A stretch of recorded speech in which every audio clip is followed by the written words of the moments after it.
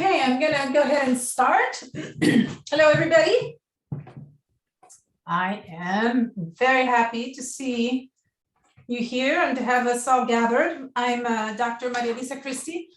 I'm Director of Women and Gender in International Development at the Center for International Research, Education and Development, CRED, here at Virginia Tech.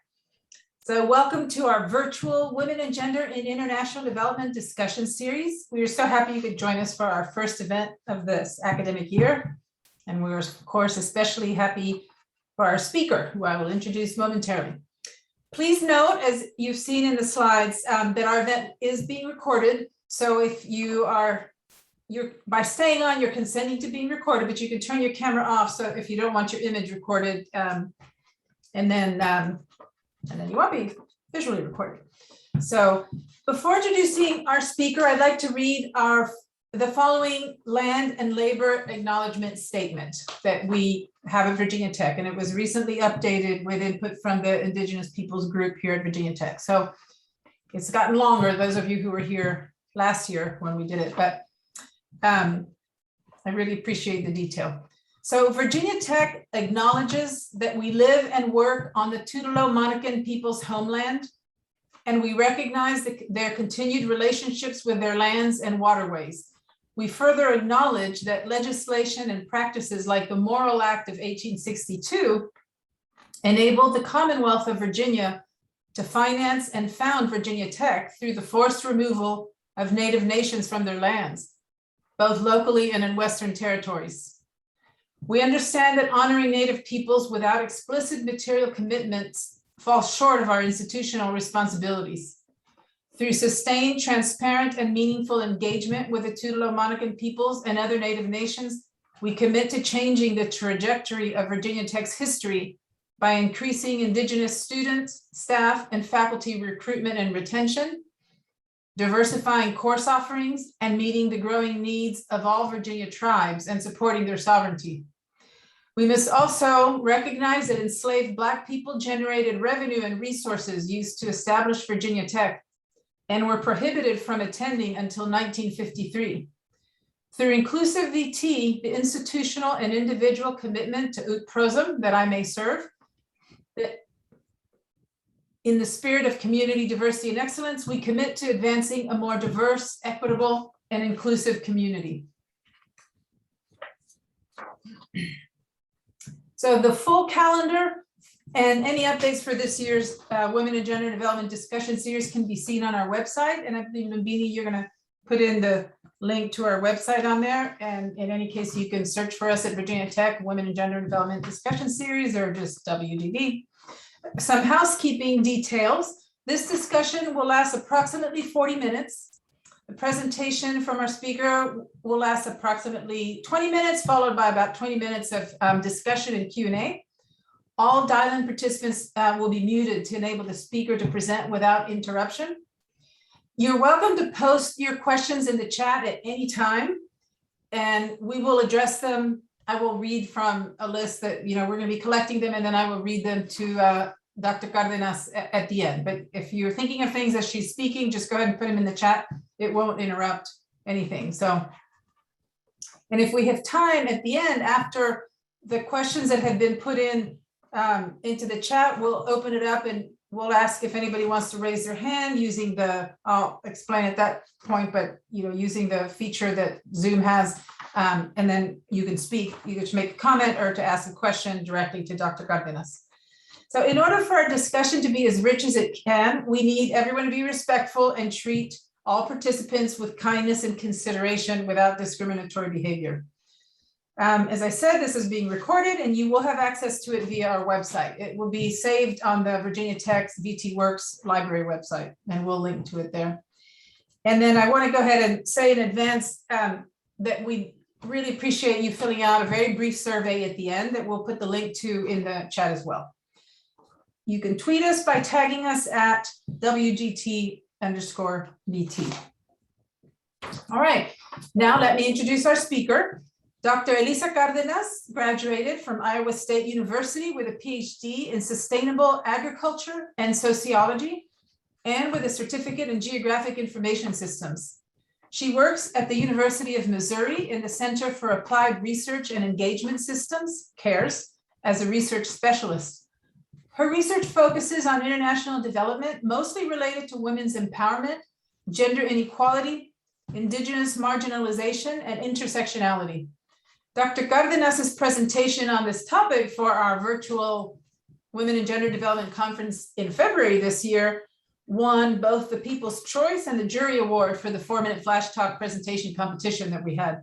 We were very excited. That's why we invited her to be our first speaker. And we're very excited to have her here today. The title of her talk is Gender and Decision-Making, Quinoa Production Among Indigenous Women in Rural Ecuador. Please welcome Dr. Elisa Cárdenas.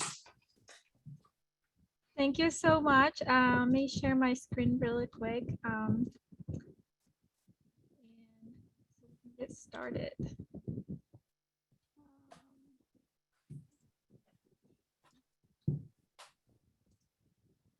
All right. Well, can everybody hear me fine? Hello, can everybody hear me? Okay. Oh, I didn't see the thumbs up. Okay. Sounds great. Well, thank you, Maria Elisa, for introducing me. I am very excited to be part of this. Like you mentioned, I was very pleased to hear that I was, you know, the recipient of 2 awards in February, but also being invited back this time. So I'm really happy to be here. I look forward to sharing more about my research. When I was in the conference, it was a brief storytelling. It was not necessarily so technical. So today I'm going to be a little bit more academic, if you can say that. And so it's the same topic as my presentation for February, but just a little modification. So if you were there, this is a little complimentary information for that. So as you said, Maria Elisa, yes, I am a research specialist at CARES, the Center for Applied Research and Engagement Systems at the University of Missouri. And this presentation particularly is part of my dissertation for my PhD. It's one of the papers, and this one specifically focuses on gender. The picture you see here, this is something I would like for you guys to notice is on the left is probably wheat or barley, but this on the right is quinoa. That's the crop that I'm going to be talking about today.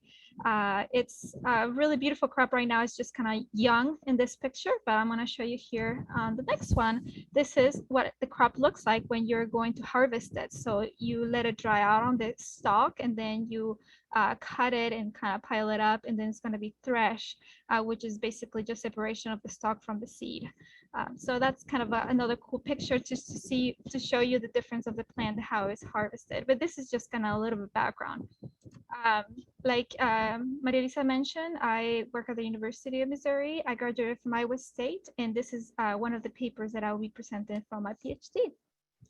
So for today, I would like to talk a little bit about the research problem that I want to address, research questions, some of the methodology that I use, key findings and conclusions. So the research problem, Indigenous women are crucial contributors to agriculture production in Ecuador. About 40% of production is done by women in Ecuador, but they have substantial vulnerabilities as women that restrict their opportunities for decision-making and overall empowerment. For example, gender norms place women and men in different social roles, behaviors, and attitudes that are considered acceptable, appropriate, or desirable in their communities. And so men and women are often treated differently and also often have different opportunities. So my research question is, how does gender influence Indigenous women's decision-making when producing quinoa in rural Ecuador? The definition for decision-making for this research, I use different authors to kind of draw on this, but I describe it as the ability through which people determine priorities in their household, given contextual settings, thereby impacting their pursuit and goals in agriculture.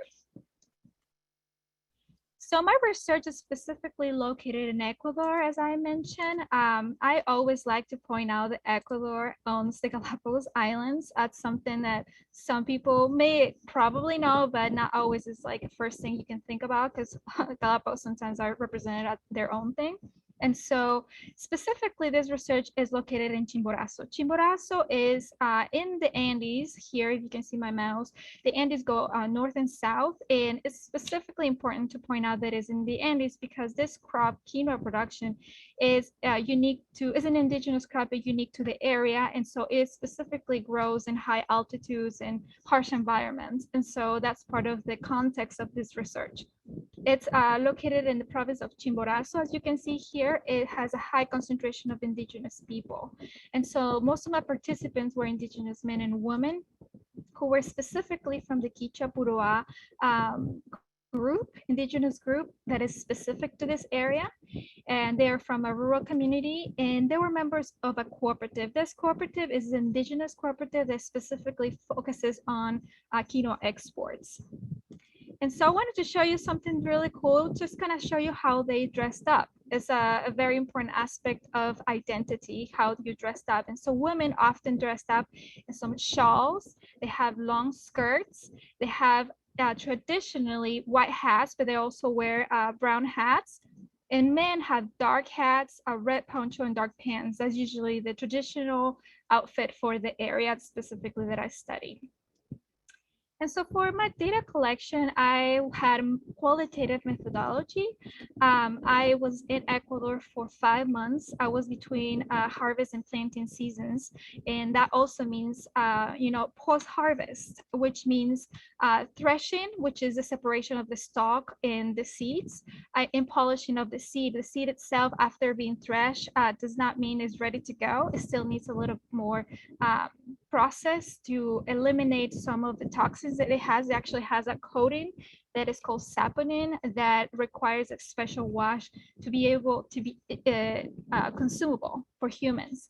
And so that's part of also the post-harvest process. And then also the selling and the land preparation. I was present in all these processes. I had multiple data collection methods. One was focus groups. I had 3 focus groups, one with women, one with men, one with men and women. I had 48 interviews. Some of them were with the indigenous producers, and other ones were with the cooperative members and also workers from the cooperative. And key informants, they were either working with the cooperative or knew about the cooperative. And so that included government officials and also representatives from their certifications. They had an organic certification and the fair trade certification. So I also had conversations with those key informants. I also analyzed private and public documents. Some of them were from the cooperative. Some of them were documents from the government or publicly available online. And one of the things that I found, it was like one of the most important things to combine with all these methods was observations. I ask about how do they how do they go about making decisions, but it's one thing for them to describe it to me, and a different thing for me observing how they make those decisions. So it was an important aspect of my methodology. So for my key findings, I had various findings, but I had 3 main ones that I would like to point out today. So as a reminder, my research question was, how does gender influence indigenous women's decision-making when producing quinoa in rural Ecuador?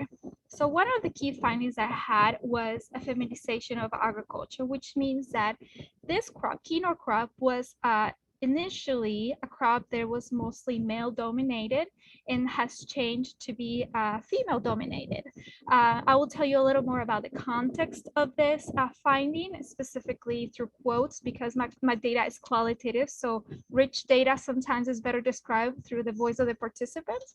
And also the other key finding that I had was that even though, women were the principal producers, and I will tell you a little bit of context of why that happened, but even though they're the principal producers, the decisions were described as jointly made as between men and women, but final decisions were often made by men.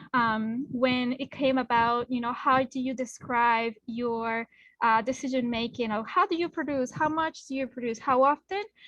Women will say we did it together, but when it comes to describing, but how did you do it, how did you go about it? It was evident that men were mostly the ones who were the final decision makers. And the final, one of the key findings that I also want to point out is religion. Religion played an important role in how decisions were made and who was the head of the household. And so those are the three important things to keep in mind as we move along in this presentation. So for my first key finding was feminization of agriculture. Like I mentioned, quinoa is a crop that grows in harsh environments. And that means there is a high altitude where, because of the high altitude, the sun is extremely strong. There's harsh rain, ice, and then also they often have their land on slopes. And here, this is an exception where it's mostly flat, but you can see there's fog, and this is like normal really early in the morning because we're kind of high in the mountains. So it's over, it's about 8,000 feet, just kind of give you a perspective. And it used to be a gender crop. I guess it still is. It used to be a male crop. That's what I meant. And the reason why I know this is because the cooperative membership, when the cooperative started, which was in the 70s, used to be mostly men. And so the membership, and now the membership is actually about 50-50. But even though there's 50-50, women are still the ones who do the production, even though their husbands are the ones who are registered as members. So it is a crop that is by women.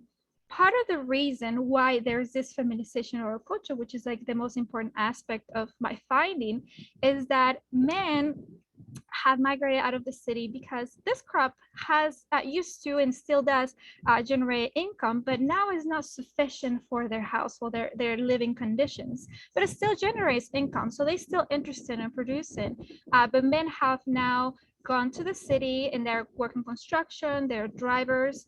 And so those jobs provide some income, but they still want to have an extra income, and they still engage in quinoa, but now it's no longer a male crop, it's a female crop, as I mentioned. So there's a lot of migration for men, and women are now in charge of this production. But how does feminization of agriculture is viewed by the participants? This is an interesting quote that I want to read to you. It says it's by a man, it's called Sample, it's their fictional names. Women work in construction, which is difficult work for women, and so women stay here on the farm and work with the animals in quinoa. It is less risky work. Also, because of the children are in school, women take care of the lunch and all the housework. So this is an important quote to kind of really understand and kind of visualize what is that men, obviously I cannot generalize, but generally this is like a really good quote that kind of summarizes overall findings, that men really see as women staying at home. The men are the breadwinners, they go out, and the women stay in the house. And that also means production of quinoa. But there's a perspective from a woman too. She said, we women work and care for agriculture. Even though there are men who are members in the cooperative, the wives are the ones who do the work. Men go to the city to the off-farm jobs, and unfortunately, the ones who stay in the house are women.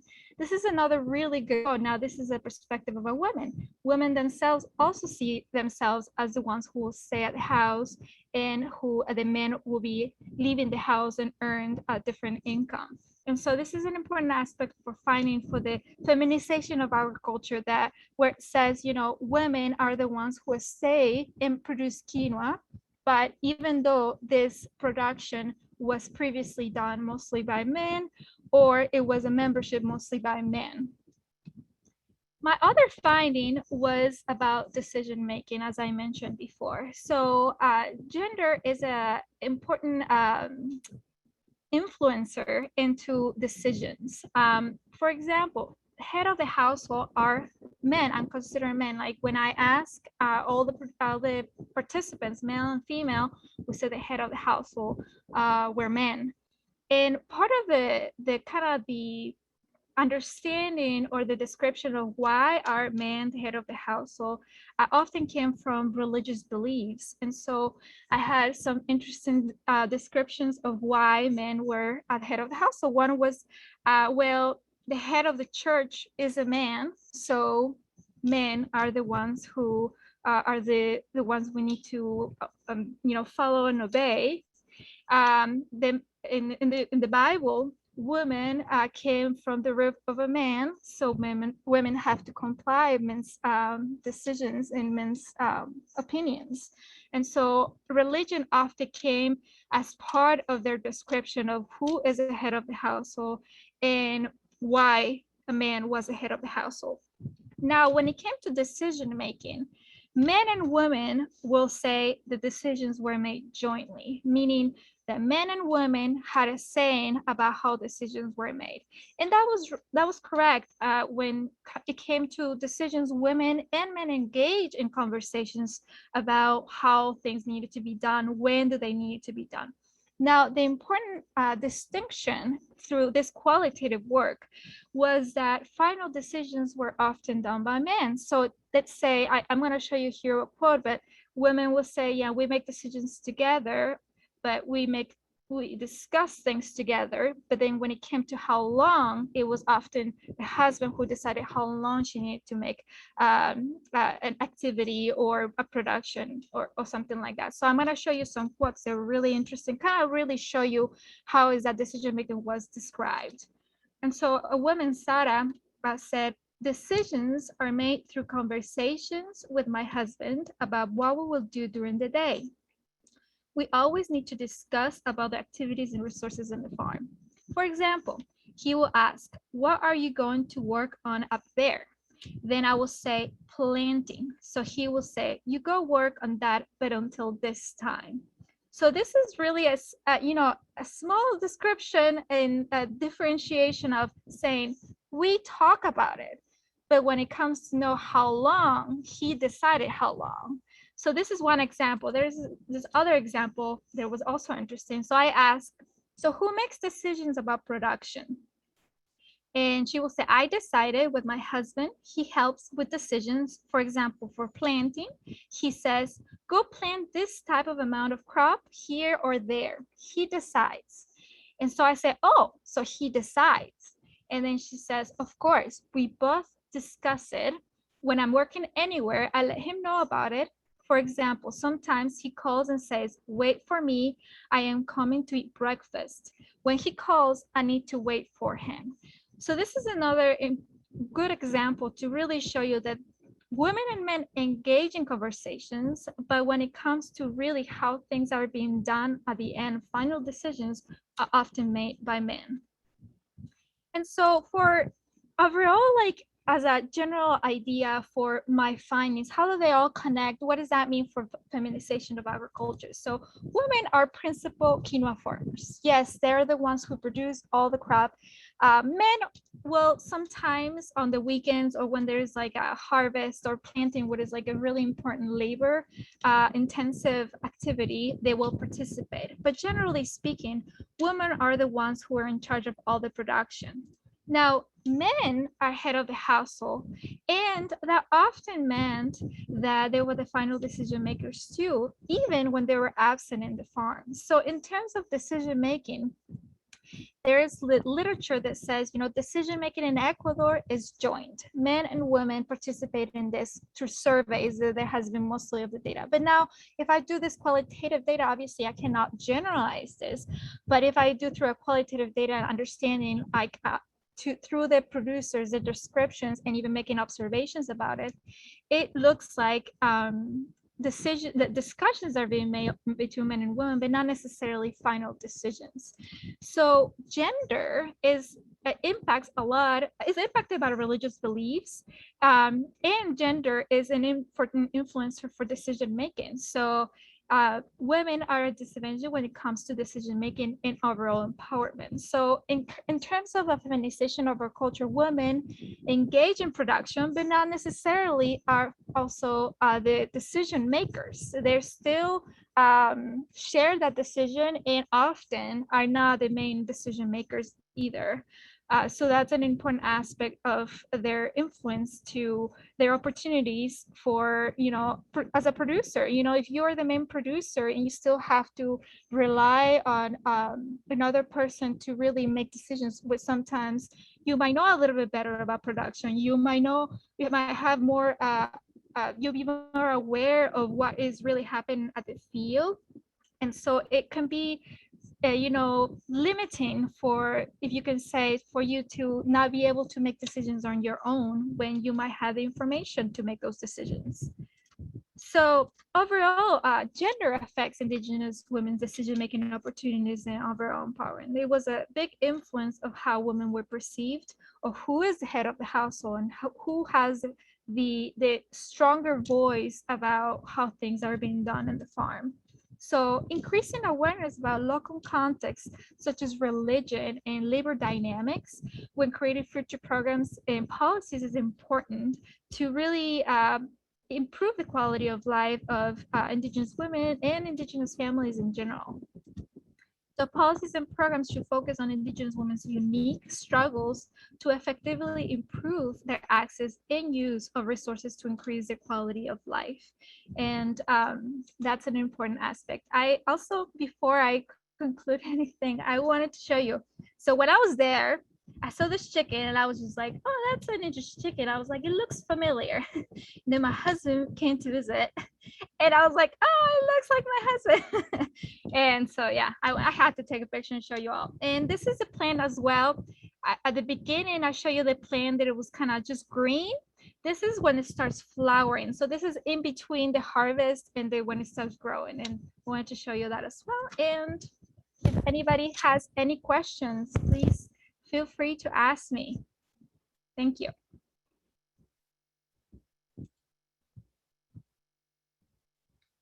Thank you very much, Dr. Cárdenas. So we've got 3 questions, so I'll go ahead and get you started with that. One is from your advisor, Dr. Ann Oberhauser. So hold on, let's see, my cursor has, okay, my cursor is crazy. So Dr. Oberhauser says, are there instances? Well, first she said this is great contextual background to this study. Are there instances when women migrate to urban areas for economic activities?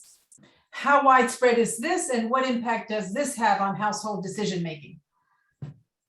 Yes, that's a good question. In terms of the community that I particularly work with, one important aspect to it was also age. A lot of the participants were more mature audience or even older people, so women didn't necessarily left the house because of that.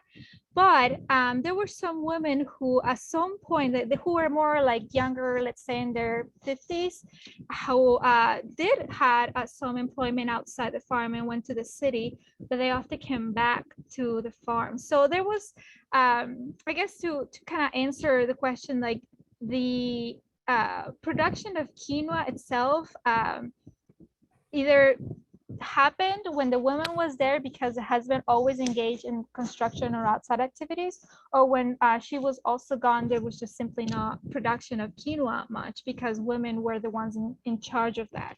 So but it didn't really happen, at least none of the participants I was with, because most of them were elder and most women didn't leave at all. They never left their communities.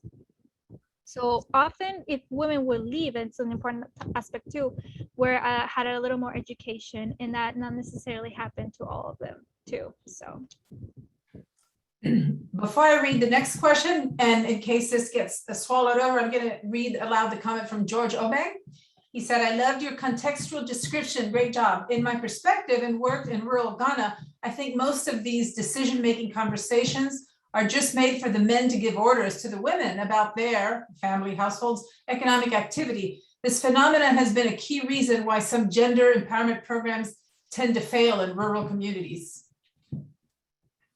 Yes, yeah, that's something that I was pretty surprised about, because in the literature before I left, most of the findings that I found for Ecuador specifically was the decision makers were joint. And so it's an interesting aspect, because it kind of like sometimes oversimplifies things. Like if there is a joint decision making, then it's assumed women are automatically empowered. But it's also important to understand the context. How are those decisions being made? Not necessarily whether women and men that both say, yes, we do it together. And so this is really an important example of that yes, the literature says that, women and men engage in the joint decision making, but how does that happen? And really how final decisions are being made and how they engage into that, it's an important aspect to really see that it might not be equal, or it really joint when final decisions are being done by the men too. That's a good point.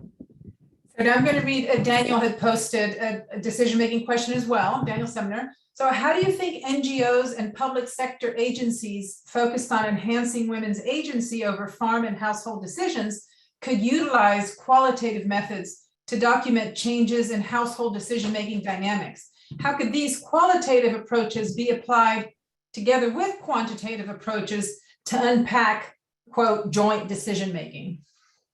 Well, I think that's a really good point. One of the things that I will say is it's not just qualitative research, it's about understanding the area that you're in. So it's about really whatever organization that is trying to apply a program or try to understand a location.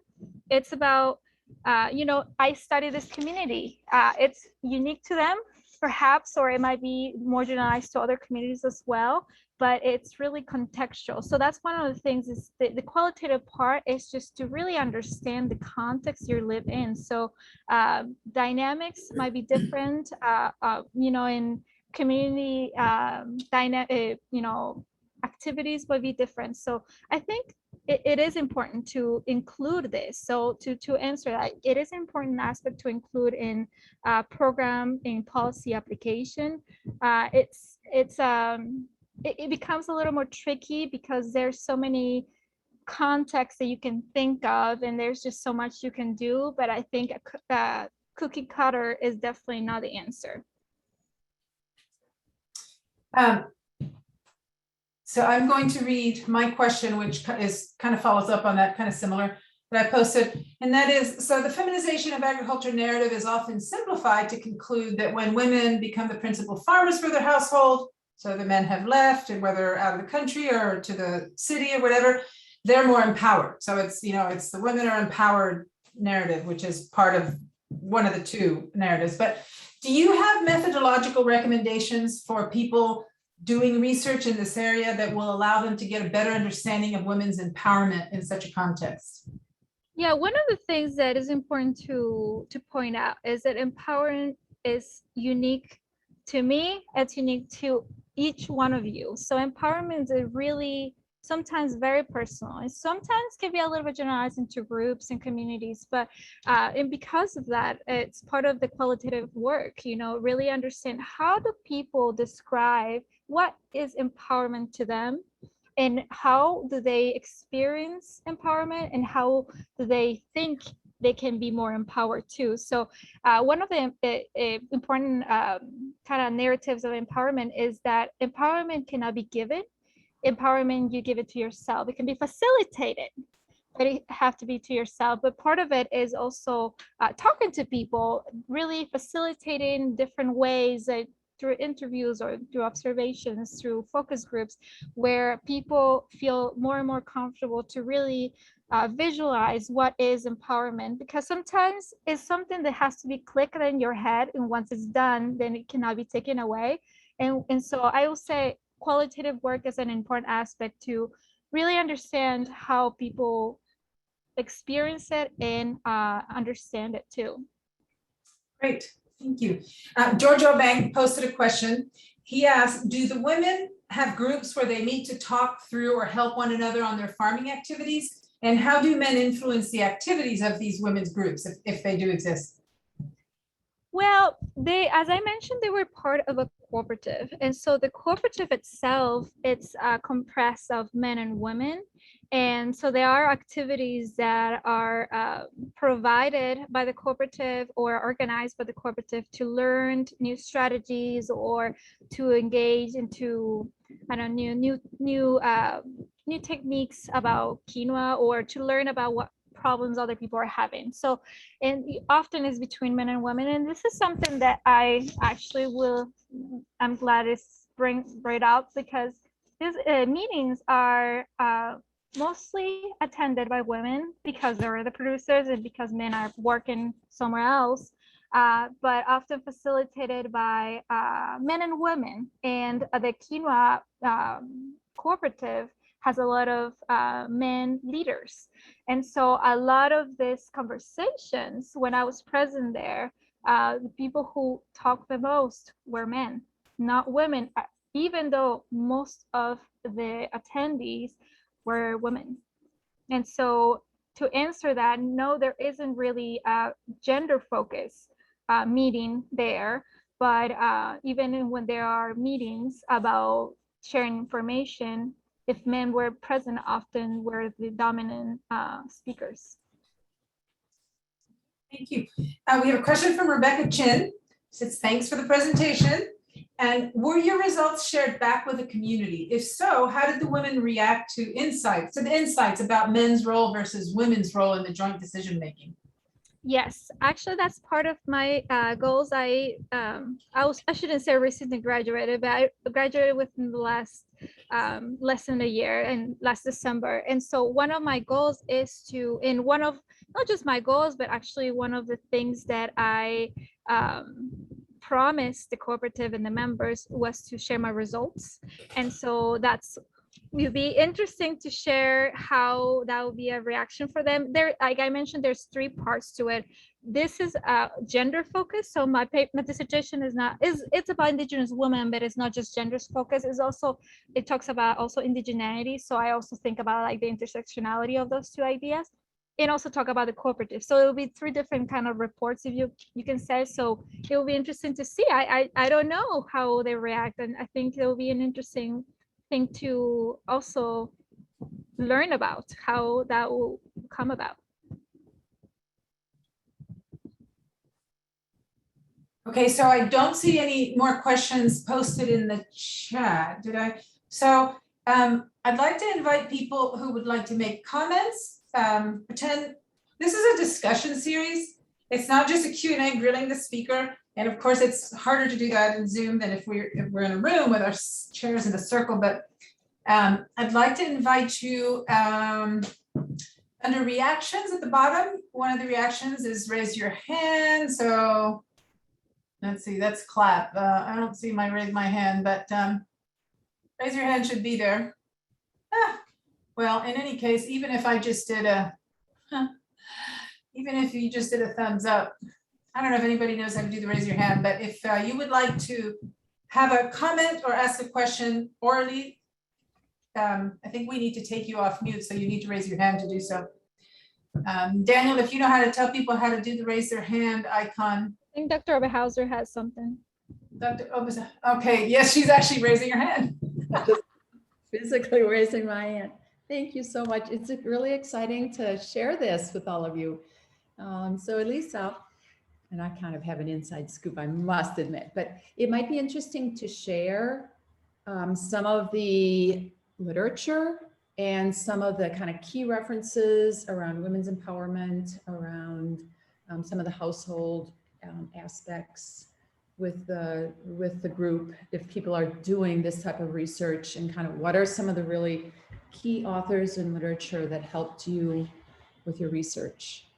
Yeah, I actually, I said I was not going to share the PowerPoint just because of publications, but I definitely have at the end of it, I have my references there, so I can share that. And that's definitely, whoever's interested, please ask Daniel to, to share that with you, because I have that. So that's a good question.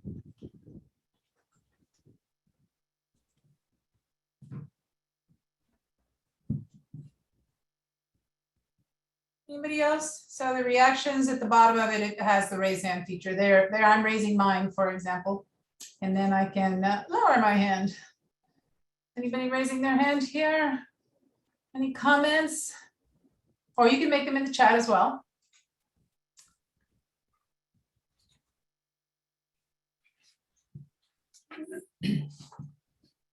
Daniel. Oh, I guess I again, as you iterated during your fantastic presentation, at least the importance of context and how that really matters, especially as approaches narratives around empowerment and gender transformative approaches are being promoted in our rural development and agricultural development discourse, that the importance of understanding the context is foundational to those approaches. I just really, I think your presentation does a really fantastic job of highlighting the importance of that context and how that contextual information needs to be the basis of such efforts, and that without that information, those efforts won't have that desired improvements for women and men as well. Yeah, definitely. I think also the combination. I think secondary data or survey data, it's so helpful and useful and helps you get a lot of understanding of what's happening. But the qualitative side of it really like digs deep into really how people engage in those conversations, how do people experience things, and how people want to improve or you know, however they feel about their situation, you know. So yeah, it's a combination of both, definitely. We have another question came in from George Chauvin. He'd like to know, what impact does your work seek to have in the lives of the women? Well, part of among many reasons for for me studying women's empowerment, specifically now as Indigenous women's empowerment, which is also more specific and that is not necessarily as talked about in the literature, is to, at least for now, is to bring awareness that it's a simplification just to think about many people as to one identity or one umbrella. Is there different umbrellas? You are, for me, I am not just a woman. I'm a woman, an international woman. I am, you know, I have my privileges, education, but I also have my disadvantages. So it's important to understand how vulnerable populations have opportunities or disadvantages because of their identity. So that's part of the goals that I have, is to bring awareness that your identities can benefit you, but also can be diminishing, and even more when you have multiple vulnerable identities. And so that's part of the awareness that I would like to bring, at least for now, and ideally inspire for better policies for protection of those populations. I'm going to turn the emceeing over to Daniel, but I do want to point out that Lumbini, our graduate student assistant, put the link in for the short survey, but I don't want to rush people. We still actually have 10 minutes. Thank you everybody for coming, but I'm going to turn it over to Daniel. Please continue your conversation, any oral conversation or chat. And thank you, Elisa. Oh, thanks. Let's see here real quick. Oh, I'm going to go ahead and read off, since we had one more question from Angela here, Elisa, real quick from the chat. So she's wondering if there were there specific health, education, birth outcomes that were unique to women in rural Ecuador that could be informed by this study. And feel free, Angela, to come off mute yourself and kind of restate that question as well in our dialogue here as well. But thank you for that question. I think I understand the question. I think that's a really good question. Like I mentioned, this is one of 3 of the articles that I have for my dissertation. And the other aspect that I also didn't talk in the gender paper, but I talk about in my Indigenous identity paper, was education. One important characteristic about rural Indigenous people is often having high illiteracy rates. Women particularly have higher illiteracy rates than men, and older women even higher illicit rates. So it's not just being Indigenous, it's not just being Indigenous women, it's about being older Indigenous women. And so it's important to also location, and it's also about education for sure.